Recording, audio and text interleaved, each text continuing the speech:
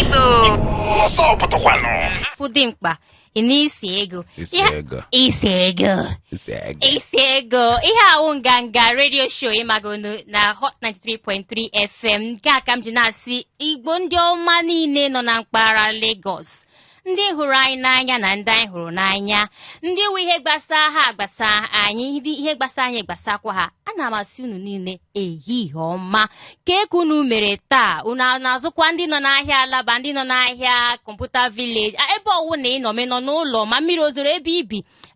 Anọ m na-ekene gị na-asị gị ehihie ọma. Aha nke m bụ Nwada Ego Okoro. Mana ịkpọ m Ego Bekee ịmagonu mma aza gị, mana ọ bụ sọ naanị m nọ n'ụlọ. Maazị kwunu okwu ka ma na ị na-ebe a akara m esi n'olu na-ara m ahụ mana Igbo na-ege ntị enweghị ga-eme ma nọkọtasị n'olu na-ara m ahụ ebe unu nọ ndị ewonu ka ekunu na-eme anyị ekelere Chineke mere anyị apụta taa mmiri niile ezoro n'abalị enwe onye ọrụ gburu o teela anyị na-ahụ ba anwụ mana Chukwu emela ebere anyị na-ahụ mmiri Chukwu ya emekwara anyị ebere jigide anyị nọ jigide anyị ruo mgbe anwụ ọzọ ga na-acha Igbo ndị ọma amụ Maazị JP Importer Exporter 1 ọmụa nọ ebe a mụ na nwaanyị m na-emu nsogbu na mmiri zoro taa Maazị nyọkata gị na-ayọ Maazị si Maazị bịa ọkwa ma last time ị jụrụ ajụ ijide m aka oyi na-atọ m si gị bịa jide m aka ibe gị lasị ijide ha aka maka oyi la-atọ ha bọtụ ke gị wee ego njide ha ala ga-ego efu m n'akpa ị nara afụ dị mkpa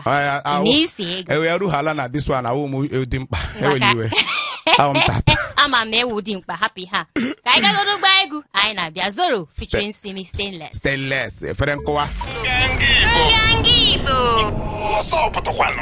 ọma baby Stainless ezigbo nwaanyị ndị lala anadịghị ego ọma baby Stainless nwa ya ụlọ nọ na Lagos na-anadịghị ego ewu Stainless di gị nwee problem gị ji aka gị gbatara ya sen aka ewu Stainless Igbo ndị ọma na-agbalịala nọnyere anyị taa anyị na-ekele unu once again sị unu emela iji dabata taa tupu anyị abaa n'isiokwu anyị ji wee bịa ka anyị letụrụ n'obere anya na ihe ndị na-eme na Lagos mana Nigeria maka na ewusi na ihe ọ na-anyụ kpụrụkpụrụkpụrụ na-esi onyụrụ patapatapata na nsogbu ya anọ anyị wee na-asị unu geenụ ntị ka anyị na unu kparịta obere na mbụ ihe ndị na-ekpo ọkụ anyị nwere taa na mbụ na ndị isi obodo unu chetara na ikpeazụ anyị bịara ebe a na emume nwanne anyị nwaanyị Ego gụpụtara anyị na a na-akwado ka ele ule WAEC mana ugbu a ọ dị ka enwela otu esi si ha eleghị unu na-ekwu ha ewezi ọnụ si dododo anyị ekwurọzikwa ndị isi obodo na-ekwuzi na ha akwụsịla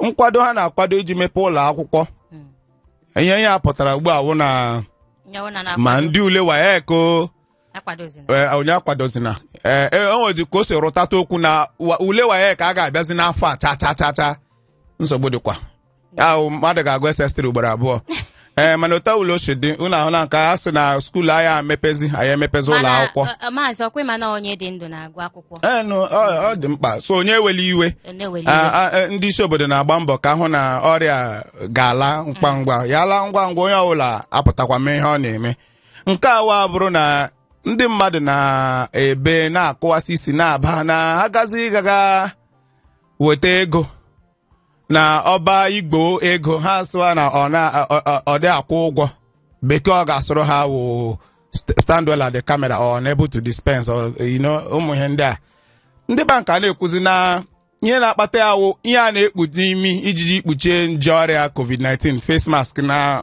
ọ na-eme sensọ nọ na ATM a na-asị na ọ dị ka ndị oshi ọbịara ha ga-ekpe amịpụta ego a na-amazi nkwasị na ịbịaruo na ATM nwanne ebe i were ego na gị kpupu mask gị ikpupu ya kamera nwanne etiri onyonyo etiri enweta ihu gị ya rekọdụọ amara na ọ wụ onye nwe akaụntụ na-abịara iwere ego ọma nweta ya bụrụ nke sensọ ya shiri ike ọma nweta nke sensọ ya na-eshi ike ebe ufufere amasa ịba na-anọcha ya netwọk o nwere ike inyekwa ya nwa obere ọ ya wụ ihe ọzọ na-ekpo ọkụ taa asị ka unu mara ebe ọbụla ị nọ na-ege ntị ịgaro gị iweta ego na igbe meshin a na-eji enye ego gị kpụpụ ihe ikpu n'imi ka o nwee ike hụ ihu gị ọfụma nke ọzọ awụrụ na ụnyaahụ mmiri nọ na-ezo mmiri nọ na-ezo ndị mmadụ echezi na obodo anyị Naijiria awọọla obodo oyibo maka na apụtara n'ụzọ ebe Anthony a na-ahụzi ihe ndị chaga white na okporo ụzọ ụfọdụ na-asị na snow adagokwa na Naijiria obodo Canada alandigo obodo ndị ọcha Europe efebatago na Naijiria o dipendekwara mana dịka m na-akpọrọ ndị Naijiria isi ala na-ekpupụrụ ha okpu onye ọbụla were nwe ọsọ na snow nke ịtakwa snow nke a na-ahụ n'obodo oyibo na enwere otu nke snow adị na aka agbaghị ọfụfụ n'ọnụ na snow nke agbaghị ọfụfụ snow nke ala agbakwala ọfụfụ la agba fụtụfụtụfụtụ mmiri ma ya emepio mmepe ndị ke ndị ọcha na-eji shovel nku kụpụ ya n'ụzọ nke a mmiri ma ya piom a na-ekwutezi na ọ dị ka enwere ebe ụlọ ọrụ ụlọ ọrụ ihe unu kpọga kemikal pụtara na-enye nsogbu n'ụzọ na-enye nsogbu ya dododo ya ụmụ ịgbara egwu ụnyaahụ na snow abatago Naijiria biko kwụsị igba egwu gị na-enwe snow ọwụ ọfụfụ ncha ichela abalị kpuchizi ụzọ gị kpuchi imi gị ịma ihe na-abịakwute gị nke ikpeazụ na ihe na-ekpo ọkụ taa wụrụ na ịmanụ ụbọchị a gara aga anyị wetara unu ozi na onye isi ụlọ ọrụ EFCC na-enwe nsogbu na asị abịa kwuo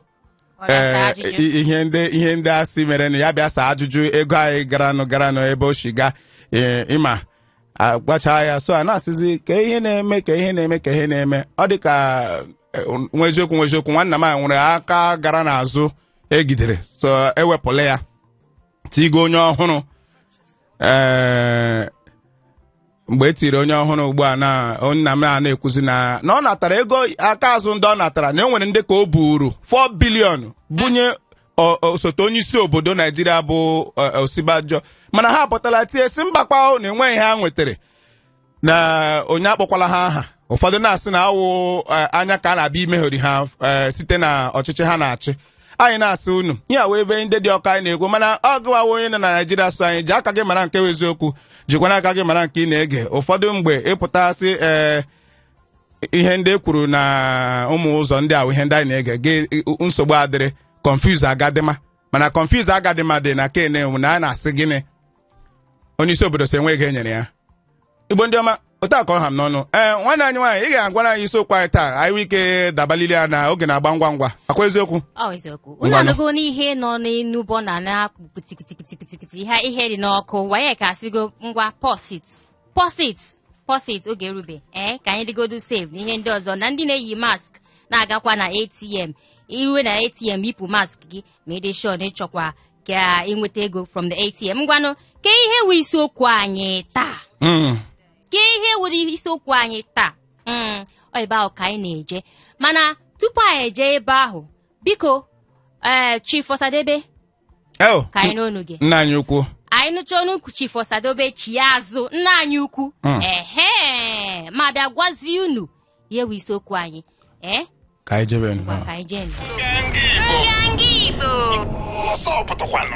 bịa ka anyị kpaa ihe niile gbasara onye Igbo nọ na mpaghara Lagos ọwụ na Lagos ka ị nọ n'Ogun steeti nọ na Osun steeti so long as ị nọ around Lagos ihe niile gbasa gị gbasa anyị ihe gbasakwa anyị gbasa gị ka ihe wụ isiokwu anyị taa na anale ka ihe anyị na-akpa taa ine anya na June mmiri zoro ine anya na July mmiri ka na-ezo and according to ndị a na-akpọ Nimet onwe ara na-akpọ Nimet body a na-akpọ Nimet ha bịara na January gwa anyị that naanị afọ na mmiri ga-ezo n'afọ mba ọ ga-aka ihe mmadụ fugoro before na mgbe gara aga ka ihe a kwuru asị na ịma na afọ niile na anyị na-enwe 365 days ọkwa ya ndị apụtasị anyị na n'ime these 365 days ka anyị na-ene anya na 240 to 270 days mmiri ya ezo ihe a gwara anyị na Jenụwarị afọ nke anyị nọ n'ime ya 2020 ya na mmiri ga-ezo n'afọ akara mmiri ya ezo karịa mgbe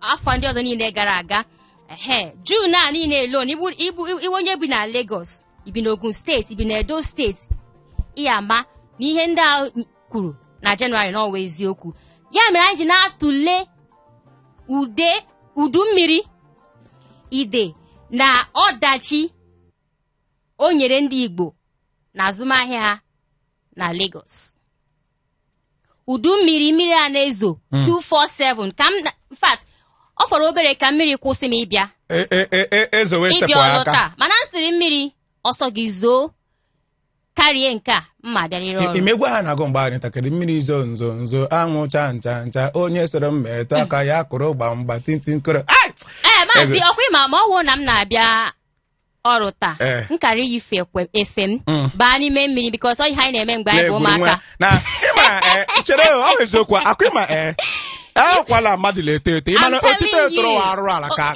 ụwa arụrụ anyị ụwa arụrụ anyị mana mmiri na-ezo m nọrọ n'ụlọ mmiri na-ezo ma na ọ na-eji yipụ efe gị onwere onye na-akwachi anything yes yipụ efe gị baa n'ime mmiri weta nche sawa arụ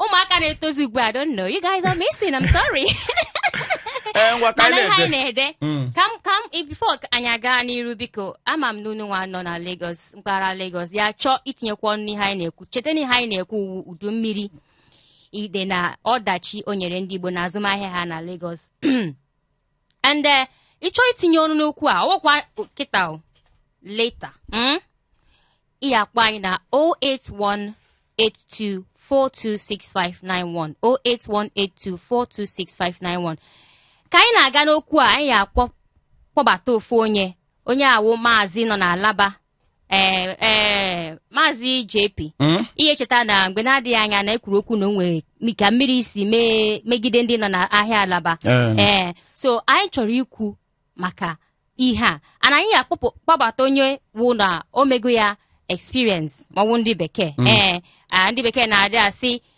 hearing from the horse's mouth ka anyị nọ n'ọnụ onye wụ na omego ya na ọ gabigo ihe anyị na-ekwu maka ya ka ọ bịa gwazie anyị ihe mere na Alaba maka o si mee ha affect mana tupu anyị akpọ onye a ka m gwakwa gị ọzọ na afa mmiri ya ezo kee ka isi akwado kee ebe ibi kee ka mmiri a si emetụ gị ebe ibi ọwa azụmahịa ahị ọ na-emetụ azụmahịa ahịa na-azụ na Lagos ihe a ka ị ga na-agwa anyị ma oge rue mana ka anyị gagodo anyị chi ya azụ anyị akpọzie onye ga-abịa kwuere anyị okwu tupu anyị mepezie ekwentị anyị ka etinye ọnụ ihe anyị na-ekwu Ndi Igbo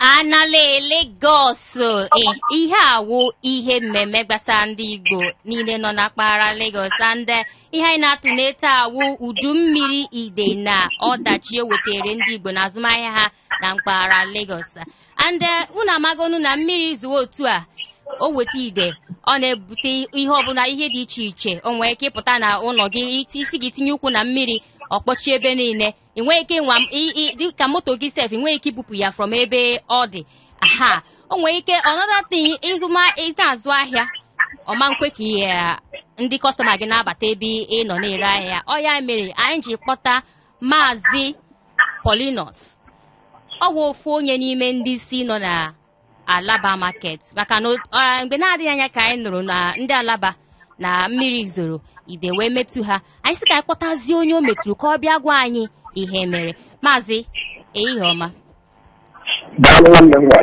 maazị keke mere taa ngwa maazị ịnụgo n'isiokwu anyị ngwa gwa anyị ịnụgo n'isiokwu anyị ọkwa ya and ndị Alaba wụ ofu n'ime ndị na-adị ọ na-adị eme affect that ọ na-adị emetụ ma mmiri zoo enweghị ide ebe niile biko gwa anyị ka o si emetụ unu na mbụ afọ m Evangelist Paulinus Ugochukwu onye the South Ọmarụ and executive chairman International Market Association Electronics Alaba mmiri azụlụ nụ na-ezo kịta na-enye anyị nnukwu nsogbu ụdị mmiri ya especially nke mere na last two Sunday anyị afụbara ụdị atụ nke anyị ji obido Alaba anyị afụbara ụdị mmiri ya atụ nke anyị ji obido Alaba maka mmiri ya bịa tojuo na kanal na mebie bata mebie mmiri teso we lost the loss anyị nwere na Alaba is uncountable. So anyị afụbara ụdị atụ nke Alaba dị nke anyị ji obido Alaba ụdị ebe anyị afụbara ya maka mmiri ga-atochikwa ruo ụzọ echi aga chọpụ niile nọ n'ime abịa mmiri jubadoro na chọpụ niile anyị wetara ndị gọọmenti Lagos steeti gọọmenti kpọjuo Igbo kwe special advisor to gọvanọ drainage ha kpọrọ ya pụtakwawara anyị efụrụ ka anyị mara etu anyị esi wee kwuo onye nkwuwalụ maka na nsogbu obodo and a na-agba anyị na ndị gọọmenti agba anyị na mmiri ga-ezokwu nne n'agha ka anyị mara ihe anyị na-ayọ maka na nyere ya aka anyị mara ihe anyị emebi ọsọ nke sokọkwa nya ojukwala everywhere nyaahụ nke dolu nyaahụ jikwala everywhere na so o jikwara na imechi ọbụ ndị mmadụ so ọ gwakwa nwa achọkwa ihe dịka taa na echi niile mana nke dameji anyị enwetara ya adụ too much anyị na-agụ n'ozi Lagos steeti gọọmenti ka a gbatara ya otu enyemaka mana the problem na ndị mmadụ sọmọbụ ebe daa kanal si aga ndị mmadụ wechitiri ụlọ mezie na mmiri ada aga ọfụma. Maazị Paulinus ndewo asị m ajọ dododo kanalụ nwanne ị na-ekwu okwu ya mmiri na-esi apụ ịma ya ụzọ mmiri kwesịrị iji apụ na gọta ndị nọ n'Alaba maka na abịago m Alaba ọtụtụ mgbe ana m ajụ ekwuchiala ya ka aja ọka nọ ya n'ime atị anyị nwa ndị gota anyị nwere n'ime atị anyị egbuchagbe mana nke kanal ahụ ka mara gọọmenti Ministry of Environment abịago ebidogo saịdị okwu onye ekpoche onye na-abịa na abịa erutebere n'Alaba so ịbịakwa kịta ịbịa na kanal ahụ nke gabatara Alaba na o jukwana eju kịta mmiri sokwuo kịta ọ ya etolitekwa tochie ụzọ echi aga bata afọ ime abịa mana na pati na saịdị okuku na-ekwu ya onye ekpochachi ya onye na-abịa onwe ka ndị gọọmenti ji nye unu olileanya na ha ga-eme maybe one or two things gbasara ihe unu na-agabiga ndị gọọmenti abịago ebidogwo ọrụ ebidogwo ọrụ ebidogo saịdị okoko ebe saịdị Yamaba saịdị ebe dị kanal si ọbịa esi ebe ahụ kpoli ebe abịa mana ibe anyị ebe ọsọmọfụ ndị ụlọ na ụmụ ndị gasị ụlọ na kanal ahụ na-anya akụtụ ụlọ niile ahụ akụtụrụ ma ọsọ ụlọ akụtụ ụlọ ahụ akụtụ ebe a na-arị enwejebi akụtụrụ ihe mmadụ ka akọgosiri ihe na ọsọmọfụ ụlọ ahụ alụla ebe ahụ bụrụ ọkụ ebe mmiri si aga so ndị mmadụ lụrụ maka adị Alaba alago na-alụ ụlọ na-alụsisi everywhere ọva some of them that are the most problem because ọwụ na-arụlọgata ụlọ ahụ na kanal ahụ mmiri bịa ọ gafee ọfụma ọ nwere onye oredi stọk na mmiri ụlọ ahụ alụgasịrị ebe a mesịrị mmiri bịazi ebe mmiri si agaghị abụ small the force of mmiri bịazie ọdụ esi okay mana dede asị m ajọ ndị otu ikwuru na arụ n'ụlọ ebe kanal ndị a n'ọchịchị ụzọ mmiri okporo mmiri ndị Lagos State Building Control Agency kwanụ unu na ha okwuola unu jile ha na ụlọ ndị arụrụ wa ọdachi na arụrụ ya n'ụzọ na-ezighị ezi na ebe ndị mmiri kwesịrị agafe ndị nwe ụlọ ama ha na ha arụrụ ya n'ebe na-ezighị ezu ha enwetago information idea so na Lagos State gọọmenti chọrọ ime ike ka ibe agụ maka inwe lasting solution anyị emewepụpụ na anyị apụ ka mmiri bịa ọ bụ ebe o si aga. Daalụ Maazị Chimgozie gị nke ukwuu maka gị si tụnye ọnụ n'ihe anyị na-ekwu taa anyị mana anyị kpọọ gị ọzọ na ịya azakwa anyị ọkwa ya Daalụ Maazị Chimgozie gị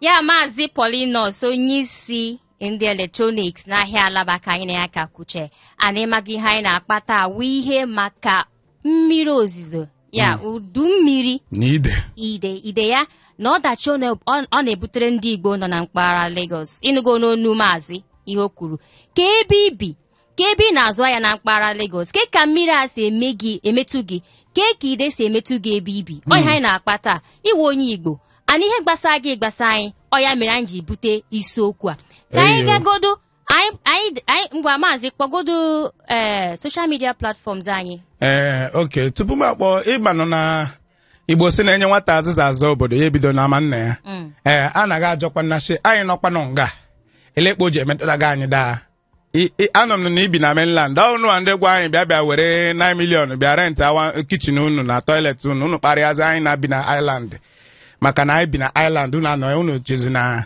ide mmiri erughị ebe unu na-eko isi ubu na ala n'elu ndị bi n'ụwa ọma iwe na-ewe mba a sị na eweli ya nne kwuru iwe na-ewe m ụlọ akparị akparị awụ njọ ibila island ọwọ njọ ka anyị gaa break anyị na-abịa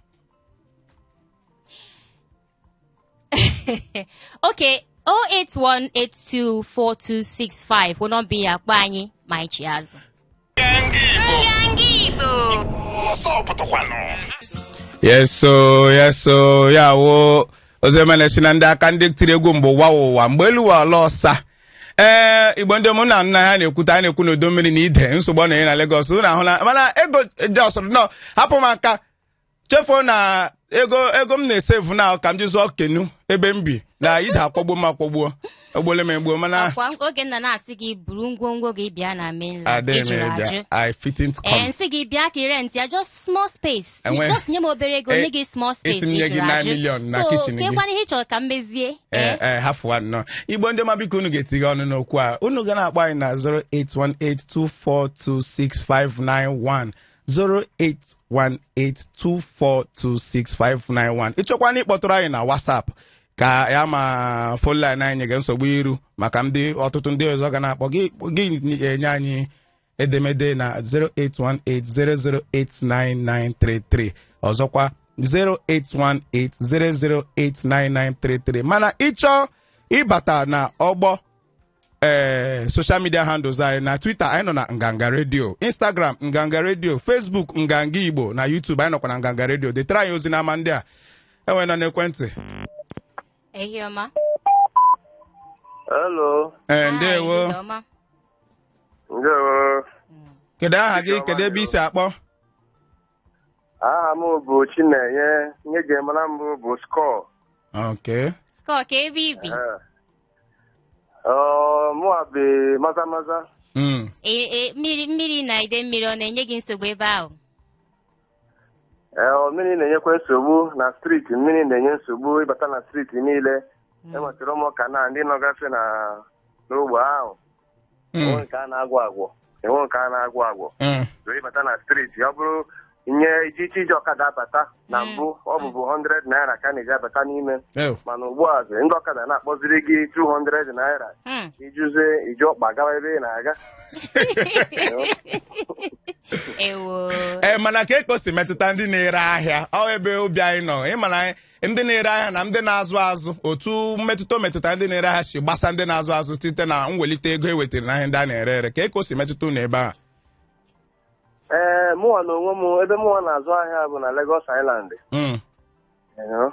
And na Lagos Island ahụ na-azụ ahịa enweghị ebe ahụ dị oke enweghị much flood ebe ahụ. Mana ọ n'ụgbọ ndị a na ebe anyị saịdị ndị ebi bụ ebe anyị nwetara nsogbu gbasara mmiri tochiri etochi. And again ọbụkwa ụzọ anyị sikwa eje ahịa na Hero na My 2 mmiri nọ na My 2 anyị nọrọ ya anọ ụzọ ebe ahụ adịrọ mma atọọlụ ịma bụ oke l'abalị ụnyaahụ agara m Alaba Suru ga-pụta ihe ebe ahụ anyị na-agbabụ 50 naira isi Alaba Suru erute first gate ebe m ga-stop mana aba n'ime ebe m bi ịma ego ole m gbara ya today from Alaba Suru 200 naira. From 50 naira. Ya manye 150 l'elu. 200 naira. Asọrọ m gị je jụọ mmadụ. 200 naira ka m gbara. Mana Score nwanne Score ka m jụọ gị mgbe i bidoro isi bụ na kanal na gọta n'ebe a na-agwọ ya agwọ mana asị m ụbọchị Tọzdee niile ego nwanne m onye na-egekwa o ụbọchị Tọzdee niile a na-enye taa wụ Tọzdee a na-agbachi ebe niile sa a na-eme clean up ka ekwanụ ndị na-ebe ahụ ha na-apụta mee clean up enwe ndị iwu na-egidekwe ndị na-apụta abịa mee clean up. Adịghị sure enwere ndị na-emegide agide ndị na-emerụ clean up na this place. Anyị mara ha na ha ga-eme clean up n'ihu shop. Ma ndị local gọọmenti nwanne ma ndị ahịa task force ahịa enweghị onye na-apụta. Enweghị ike na-abịa. Ọ dị egwu. Maazị daalụ. Ego enukwara na ebe a na-agbazi 100 wụzi 200 ebe a na-agba 50 awọ 150. Ọkwa ihe anyị na-afụzi udu mmiri a na-ebute ụdịrị ha ebe a na-ebu maybe 200 before ọ wụzi like 500 600 800 ke ka na-ewutecha m ebe aja ebe anyị nọ eluigwe fụhala ihu atụkwa mmiri zoo eluigwe nwee ka o si fụkọlatatu ihu anwụ latụ azụ ga-azụrịta ike ego moto alalie ana ihe a o so n'ihe na-emetụ ndị Igbo anyị ke ka mmadụ ye ọwụ na ị chọrọ ịga ahịa maybe ị budget go onwe gị na ihe ya agbapụ ego moto maybe like 1000 mana ka mmiri na-ezo kude mmiri na-adị n'ụzọ ya na budget maybe like 3000 naira. O nwere ka ọ dị. And anya last year 2019 ndị nọ n'Ikorodu area onwe ka mmiri si mee ha affect nnukwu ide mmiri a ọ kwụsịkwa n'ihe anyị na-ekwu ije na Magodo gị nwa sị na ibi na island n'ọsọ gị nwa ọnwụkwa ndị nọ na mainland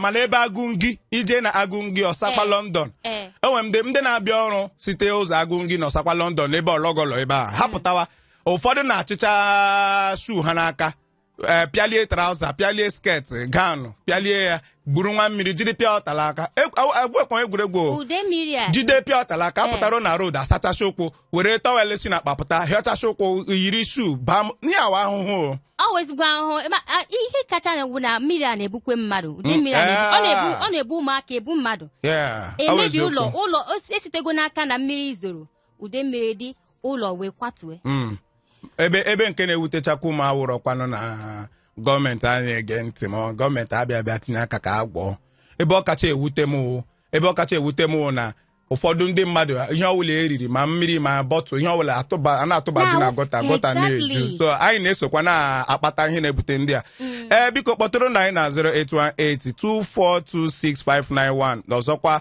08182426591 kpọọ anyị gwa anyị ihe na-eme ebe ị nọ ọ kacha otu udu mmiri a na ide ya si na-enye unu nsogbu anyị na-ege unu na-eche ka anyị ihe unu na-ekwu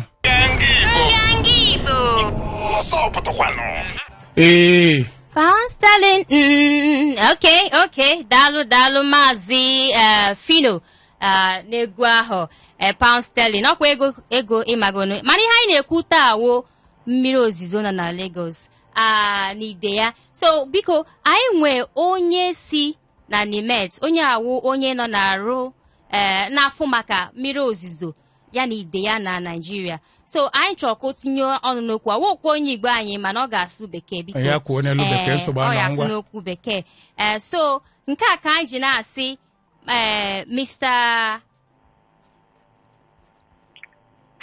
Mr. Akinyemi. Okay. Yeah. Yes. Good afternoon to you, sir. Okay. Good afternoon, madam. Yes. You're thank you very much. Welcome. Show. This is Nganga Radio Show. And we are actually looking at flood this season and how it's affecting Nigerians. Given that you are a foremost forecaster, please, I would like you to help us with a few questions. The first would be, why do we have so much rain this year, 2020? And how is it that Nigerians should manage this rain at this time? All right. Every year we do have rain at its time. Nigerian Meteorological Agency is statutorily given the mandate to provide weather and climate information for the country. And so in line with this mandate, NIMET do produce what is called seasonal rainfall prediction. And that is released early in the year. Since its inception, it has always been released early in the year so that it will provide information necessary for those who are policymakers to know the areas where they needed to really prepare in case of disaster. So when you are talking of flood, you are looking at overflow of water that submerges land that is usually dry. Okay. And so this year, NIMET has come up with that prediction as early as February. All right. And so this year we have the global seasonal forecast is always driven by the ocean temperature conditions over the tropical Pacific Ocean. And what is called the ENSO. That is, it is the interaction of the winds over these river bodies. So that actually is what we use with other things to provide this information. And this year, we are looking at the neutral phase of this ENSO. That the neutral phase will be affecting the country. And in this case, we will have, in some places of the country, in some parts of the country, we will have rainfall deficit, and in some other places, we will have surplus. And so Lagos actually is expected to experience surplus of rainfall that is above normal. When you are talking of normal, we are talking of average condition over 35 years minimum period of time. So this year we are saying the rain in Lagos will be more than the average that has been recorded for Lagos. And that is why we are having this. It should not be, we have predicted this since the beginning of the year, and so it should not take us unaware. Okay, it shouldn't take us unaware, sir. The rain in Lagos has been predicted to be much more this year. We also know that of recent, in fact, yesterday, National Emergency Management Agency, this is NEMA, they came up and inaugurated a group of persons to help manage the flood this year. I am sure you're aware of that, sir. Not really. I'm not really aware. Okay. But that is not a problem. Okay. Yeah. I guess. Okay. Go ahead. The essence of the forecast is actually to make these people to be ready to manage disasters when they, come up. So it's good that the Lagos State is, setting up a committee to actually work on that. It is good. Okay, so I would like Lagos to ask. is a unique area because it is also located very close to the ocean. Yeah. And when you are looking at rainfall, the moisture that goes into the atmosphere to produce rainfall activities are actually from the oceans. So you will expect that Lagos, being very close to the ocean, will experience more rain than even the hinterlands of the country. Okay. So that is playing a role. And then we're also talking of climate change these days. Let me ask you. Because of anthropogenic factors, human modifications of the atmospheric system. Sorry, sir. Time really is not our friend. Yeah, so we would have to make do with the little time that we have. Can we ask There's a you question briefly, coming from my colleague. Are you with me, sir? Let me ask you briefly. Okay, so based on what you people already know about the amount of rainfalls in Lagos every year and all that. Now, when this I'm not really hearing. Can you hear me, sir?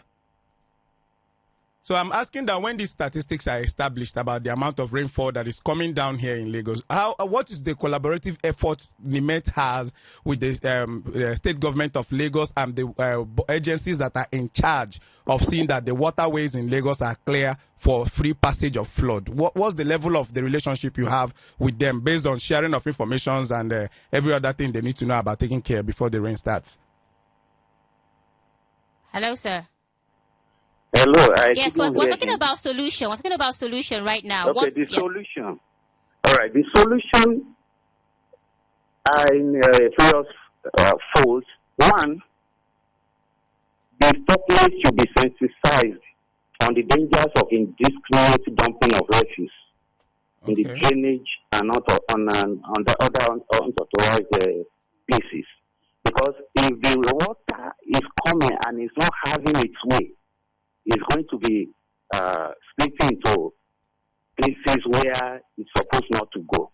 And then government also can, really come up to clear these drainage systems. Some of them are already blocked.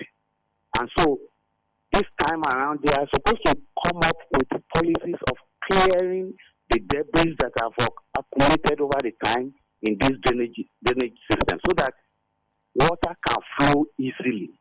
So if that is in place, it will help the situation. And then those, as you have earlier said, those in floodplain areas to move away because that area is prone to flooding. All right. Thank you so very much, Mr. Akiemi. We really appreciate your time. Thank you very much. Thank you very much. You're welcome. Okay. Unanugonu from onu ndị Nimet, nokwa onu ndị si na ebo ide mmiri na-emetu, and anyị makwa na gị nwa nọ ebe ahụ na ọ na-emetụkwa gị, mana ke ka o si emetụ gị, ke ihe na-eme maka ya, ọ ihe anyị na-ekwu taa, and oge adịrọzi amam anyị ga-aza biri kọlụ na nkenke enwe ebe ọbụla ọ na-abata kpọọ anyị na 08182426591 kpọbiri na anyị ka anyị na-ekwu ihe ka na-ekwukwa ihe gbasara udu mmiri na ide na ọdachi ọ na-ebutere ndị niile bụ ndị Igbo nọ na mpaghara Lagos na ka o si emetụ unu ma azụmahịa unu. Mana ịchọọ irute anyị chetakwa na Instagram Instagram handle anyị maazị Nganga Radio, na Twitter Nganga Radio, Facebook anyị bụ Nganga Igbo, na YouTube anyị bụ Nganga Radio. So enwe ezi ọbụla unu na-ezitere na anyị ka anyị nụ n'okwuderịta ka anyị nụ otu o si wee na-emetụta unu ebe ọbụla unu nọ. Unu anụgo onu ndị nọ na arụ a ha sịrị anyị that ibiri n'ebe mmiri na-emetụ gị, biko gbalie ka isi ebe ahụ pụọ. Anyị amago na mmiri wụ ihe ga-ezo, uzu mmiri ka anyị na ihe a, and ude mmiri wụ ihe ga-emetụ ọtụtụ ndị mmadụ, mebi ndị ibi na island o ibi na mainland, ebe ọbụla ibi o nwee ka ọ na-emetụ gị, mana ka ebe ibi ka o si emetụ gị. Cheta enwekwa ike dropara anyị message na any of these social media platforms, na Twitter Nganga Radio, na Instagram Nganga Radio, na Facebook ọkwa Nganga Igbo, na YouTube ọkwa Nganga Radio. Mana ebe a ka anyị ga-akpọ ya ka anyị ga-emechi ihe anyị na-eme taa. Ọnwụ na ịtụrụ anyị irute anyị ma ị nwee ike rute anyị, just jee nnọọ na any of the social media platforms so anyị ihe ọnwụ na ibu n'uche ị chọrọ ịgwa anyị, gwazie anyị ebe ahụ, maka oge adịrọzi ka anyị na unu kwue. Ọ ya dị mgbe ọzọ anyị ga-abịa, aha nke m ga-awụkwa Ego Okoro, mana ịkpọ m Ego Bekee ọ ka wụkwa ahịa kachifo. Anyị na-asịkwa ndị Igbo ndị bi ebe ọbụla ndị mmiri na-enye nsogbu, ihe ọbụla unu na-eri, ihe ọbụla unu na-eme, ihe ọbụla unu na-eyuzu n'ụlọ unu atụbazina n'ụzọ ebe mmiri si aga. Aha m Maazị JP. Ndewonu ndị Igbo ma Nganga Igbo. Ọsọ pụtakwanu.